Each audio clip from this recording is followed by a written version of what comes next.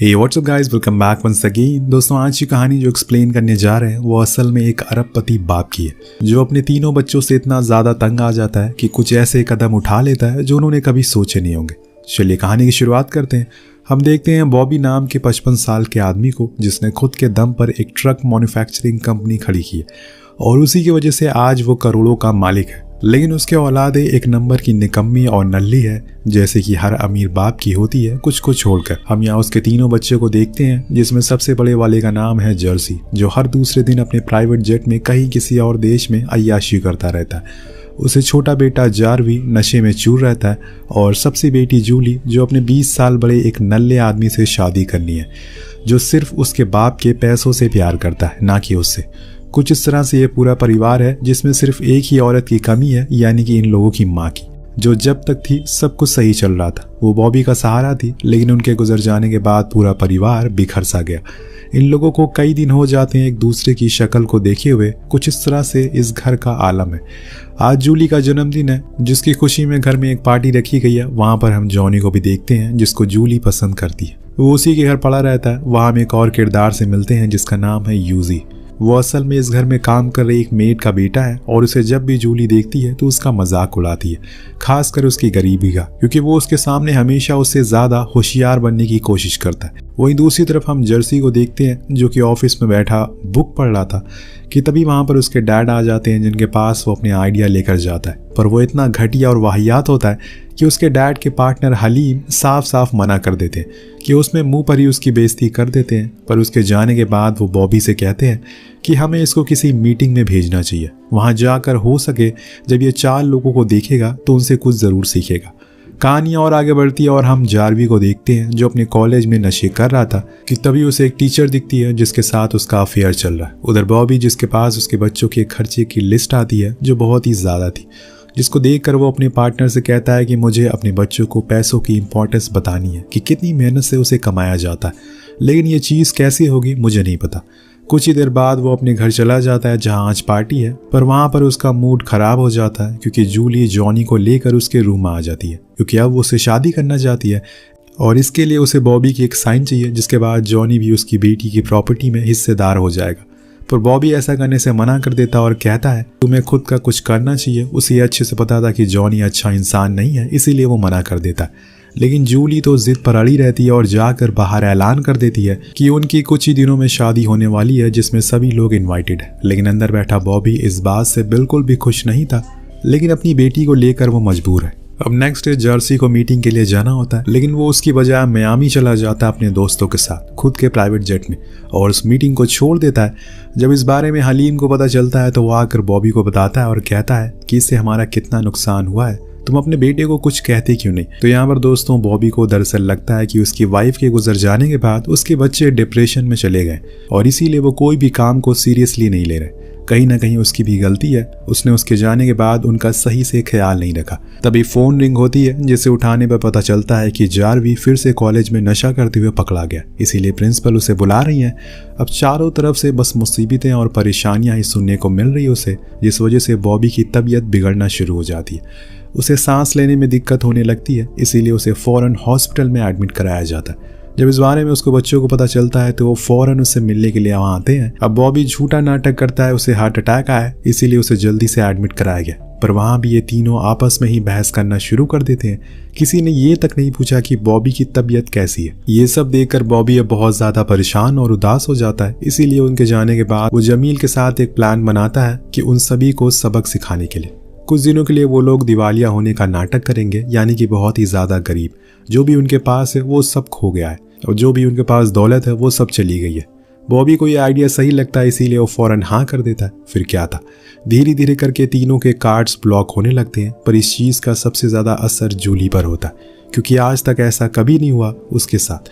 इसीलिए वो फ़ौरन एक दूसरे को फ़ोन करते हैं और घर पर मिलने को कहते हैं। लेकिन जब घर पहुंचते हैं तो वहाँ पर रेड पड़ चुकी थी, सब कुछ उनका सील कर दिया जाता है। जब ये सब वो तीनों देखते हैं तो बाहर की ओर भागते हैं, क्योंकि वो इन्हें भी पकड़ लेंगे। बाहर उनका बॉबी इंतज़ार कर रहा होता है। अब प्लान के मुताबिक वो उनसे कहता है कि असल में मेरे पार्टनर हलीम ने मुझे धोखा दे दिया और उसने मेरे जितने भी शेयर थे खुद खुद के कर लिए और मुझे एक झूठे स्कैम में फंसा दिया जिसके लिए मुझे 23 करोड़ देने हैं। अगर नहीं दिया तो मुझे जेल में बंद कर दिया जाएगा और साथ में तुम लोगों को भी, क्योंकि तुम भी इस कंपनी के शेयर होल्डर हो। अब ये सुनकर वो सभी शॉक हो जाते और उन्हें तो इस बात की चिंता थी कि वो अब करेंगे क्या। बॉबी ने खुद की मेहनत से ये सब बनाया था, उसने गरीबी देखी थी, इसीलिए उसे कुछ फर्क नहीं पड़ता। लेकिन जब बात तीनों पर आती है तो काफ़ी मुसीबतें बढ़ जाती है। सबसे पहले तो रात होने पर ये लोग एक पुराने घर में जाते हैं जो कि एक स्लम एरिया में था। ये वही घर था जहाँ से बॉबी ने शुरुआत की थी और वो और उसकी पत्नी यहीं पर पहले रहा करते थे। उसने अभी तक इसे बेचा नहीं है। सालों से वो घर नहीं खुला और जब खुलता है तो उसकी हालत को देखकर तीनों ही शॉक हो जाते हैं, क्योंकि इस घर से बड़ा तो उनका एक रूम हुआ करता था और अब उन्हें यहीं पर रहना जब तक सब कुछ ठीक नहीं हो जाता, या फिर कभी ठीक ही नहीं होगा। वो उस रात पहली बार बाहर स्ट्रीट फूड में खाना खाते हैं। तब बॉबी कहता है कि अब तुम लोगों की जिम्मेदारी है कि तुम इस घर को खुद के पैसों से ठीक कर दो। तो जूली पूछती है कि हम पैसे कमाएंगे कैसे। तब वो बताता है कि तुम्हें काम करना होगा और वो काम तुम्हें खुद ढूंढना होगा। पर किसी को पता ही नहीं है कि काम कैसे ढूंढा जाता है। उन्होंने अपनी पूरी जिंदगी सिर्फ पैसों के दम पर जी थी, कभी उन्होंने काम किया ही नहीं। इसीलिए ये सब उन्हें किसी सपने जैसा लग रहा होता है। खैर वो सभी सो जाते हैं और अगली सुबह उनकी पहली सुबह थी इस घर में। जूली जब नहाने के लिए जाती है तो वहाँ पर पानी की जगह मिट्टी आ रही थी, जिसे देखकर वो डर जाती है और खुद को सैनिटाइजर से साफ करके वहाँ से निकल जाती है। उसके दोनों भाई तो ऐसे ही बिना नहाए निकल जाते हैं। अब जूली जाकर जॉनी को कॉल करती है, उसे बताती है कि उन्हें कुछ दिन बाद शादी करनी होगी क्योंकि अभी उसके पास एक भी पैसे नहीं है, वो दिवालिया हो चुके हैं। ये सुनकर जॉनी के पैरों के नीचे से ज़मीन खिसक जाती है और वो तुरंत ही फ़ोन रख देता है बिना जूली की हाल चाल लिए। और यहाँ उसने तो खुद के घर पर उसे इनवाइट तक नहीं किया। वहीं जर्सी जाकर एक बैंक में अर्जी लगाता है। उसके डैड के नाम की वजह से वहाँ पर उसे काम तो मिल जाता है, पर वहाँ की बॉस उसे वार्न करती है कि अगर कुछ भी उल्टा सीधा हुआ तो उसे यहाँ से फायर कर दिया जाएगा। आखिर में जर्सी जाकर अपने उन्हीं दोस्तों से मिलता है जिनके ऊपर वो लाखों रुपए उड़ाता था, पर आज वो उन्हें कुछ पैसे मांगता है तो वो उसके मुंह पर ही उसके धिक्कार देते हैं। अब आपको ये कहानी अभी तक फनी लग रही होगी, पर जैसे जैसे ये अंत के करीब जाएगी आपको बहुत ही चीजें सीखने को मिलेगी। ये भी बता दे कि जिस जिंदगी को आप जी कर भी कोस रहे हैं वैसी जिंदगी जीने का कोई सपना देख रहा है। बस यही बात खुद की किस्मत को खराब कहने से पहले। अब रात में सभी लोग फिर से इकट्ठा होते हैं। जिन्होंने जितने पैसे कमाए थे वो सभी टेबल पर रखते हैं। सबसे ज्यादा आज पैसे जूली ने कमाए थे, पर तभी पता चलता है कि इस चीज के लिए उसने जर्सी की रोलेक्स को बेच दिया। ये सुनकर उन दोनों को कहाँ सुनी होने लगती है। ये सुनकर उन दोनों में कहाँ सुनी होने लगती है, जिसको बॉबी रुकवाता है। और तभी वहां पर उनकी वफादार मेड आती है जिसका बेटा यूजी था। वो जूली को ऐसी हालत में देखकर उसे ताना मारता है और उसको 2 साबुन की टिक्कियां गिफ्ट करता है। जूली को भी समझ आ गया था कि इस समय उसके लिए साबुन की टिक्की की क्या कीमत है, इसीलिए वो उसे कुछ जवाब नहीं देती क्योंकि अब समय का पहिया घूम चुका है। वो लोग उनके लिए कुछ कपड़े लेकर आए थे जिन्हें वो बदल लेते हैं। अपनी माँ के कहने पर यूजी जूली को एक काम बताता है जो कि वेट्रेस का था, उसी रेस्टोरेंट पे जहाँ पर वो काम किया करता था। यहाँ हम जर्सी को देखते हैं जो यूजी से उसके लायक का कोई काम बताने को कहता है, तो वो उसे एक बस ड्राइवर बनने का ऑफर देता है। सब पैसे का खेल है भैया, वरना कुछ भी नहीं था, सब मिट्टी है। अगले दिन जूली उस रेस्टोरेंट में जाती है जहाँ के बॉस से बात करके उसे काम मिल जाता है, पर वहाँ की गंदगी को देखकर जूली काम करने से इनकार कर देती है। तब यूजी उसे डांटते हुए कहता है कि अगर तुम्हें काम करना है तो तुम्हें ऐसे ही काम मिलेगा, वरना जाकर घर में बैठ जाओ। उधर जर्सी प्राइवेट जेट से सीधा बस पर आ गया था। वो एक पब्लिक बस का ड्राइवर है। उसके साथ ही जब भी उसे देखते थे तो उसका मजाक बनाया करते थे। किसी समय उसने भी उनके साथ वही किया था। वहीं घर पर बॉबी उसके घर की टूटी चीजों को ठीक करने में लगा रहता है। अब धीरे धीरे करके जैसे जैसे समय आगे बीत रहा था, ये तीनों ही इस जिंदगी में ढल जाते हैं और अपने अपने कामों में बखूबी करना शुरू कर देते हैं। जर्सी खाना भी बनाने लग गया था, पर जूली के लिए अभी मुश्किल थी क्योंकि वो सही वेट्रेस नहीं थी। कुछ लोग उसके एरोगेंट बिहेवियर की वजह से बिना बिल दिए ही वहां से चले जाते थे, जिसकी वजह से उसे अपनी सैलरी से पैसे देने पड़ते थे। जब कुछ दिन ऐसे ही चलता रहता है तो उसे समझ आ गया कि कैसे उसे यहाँ पर बिहेव करना है, इसीलिए वो सबसे फ्लर्ट करना शुरू कर देती है, जिससे कि उसे टिप भी मिल जाया करती थी।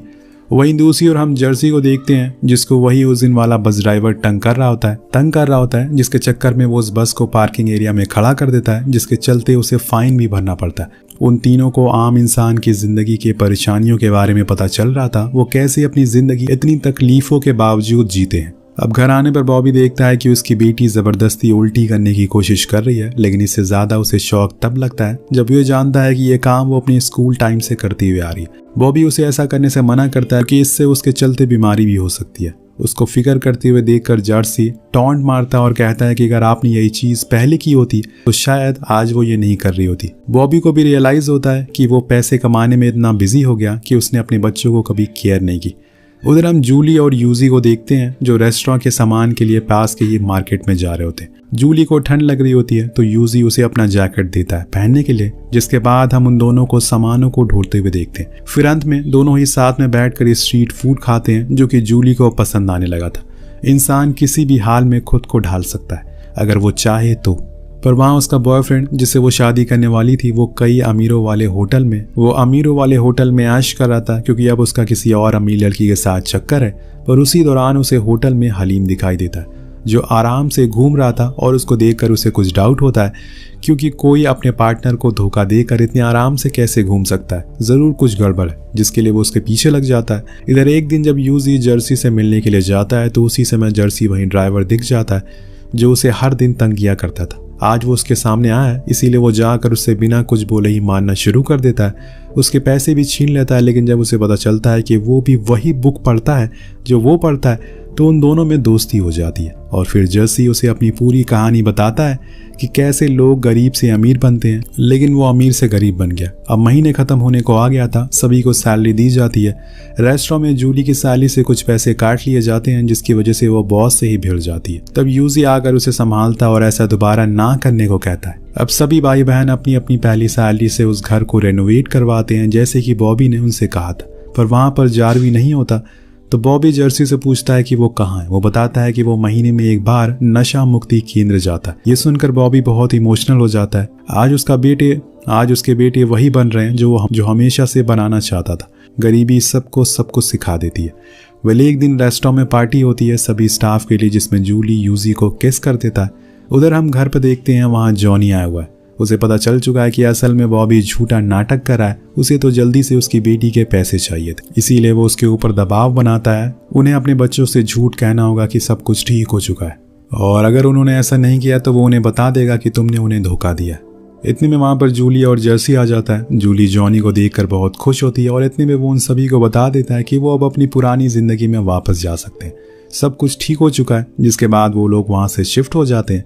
जाते हुए जूली यूजी को थैंक यू कहती है क्योंकि उसने उसका बहुत साथ दिया। वो हर कदम पर उसके साथ खड़ा था, पर अब वो उसके साथ नहीं रह सकती क्योंकि उसे जॉनी के साथ जो जाना है। यूजी भी समझदार लड़का होता है, इसीलिए वो भी पीछे हट जाता है। जिसके बाद ये लोग फिर से अपनी पुरानी जिंदगी में लौट जाते हैं। अब नेक्स्ट डे बॉबी हलीम से कहता है कि आखिर जॉनी को इन सब के बारे में पता कैसे चला। हमें कुछ सोचना होगा वरना वो मेरी बेटी के सारे पैसे हड़प लेगा। उधर जूली शादी की शॉपिंग में बिजी हो जाती है, लेकिन न जाने क्यों वो इससे खुश नहीं थी। उसके चेहरे पर वो खुशी नहीं थी जो पहले हुआ करती थी। वहीं एक और जॉनी और बॉबी आमने सामने बैठे थे। दरअसल बॉबी उसे एक अमाउंट देता है उसकी बेटी की जिंदगी से जाने के लिए, लेकिन वो नहीं मानता और उसे एक पेपर पर साइन करने को कहता है जिसमें लिखा था कि जूली से शादी हो जाने के बाद वो उसकी प्रॉपर्टी में पूरा हिस्सेदार होगा। उसके पास जितने भी शेयर हैं उन्हें जब मन चाहे बेच सकेगा। बॉबी के पास कोई ऑप्शन नहीं था, इसीलिए वो साइन कर देता है। जिसके बाद अब जॉनी का टारगेट था कि जितनी जल्दी हो सके उससे शादी कर ले। इन सब चीजों से परेशान होकर बॉबी अपनी मेड के पास जाता है जो कि यूजी की माँ थी। वो उनकी काफी रेस्पेक्ट करता था। वो उन्हें सब कुछ बताता है तो वो उसे सलाह देती है कि तुम जितनी जल्दी हो सके उन्हें सच बता दो वरना देर हो जाएगी। उसे भी वो आइडिया सही लगता है, इसीलिए वो फौरन आकर अपने बच्चों को कॉल लगाता है जिससे उसे पता चलता है कि जूली तो शादी करने वाली है।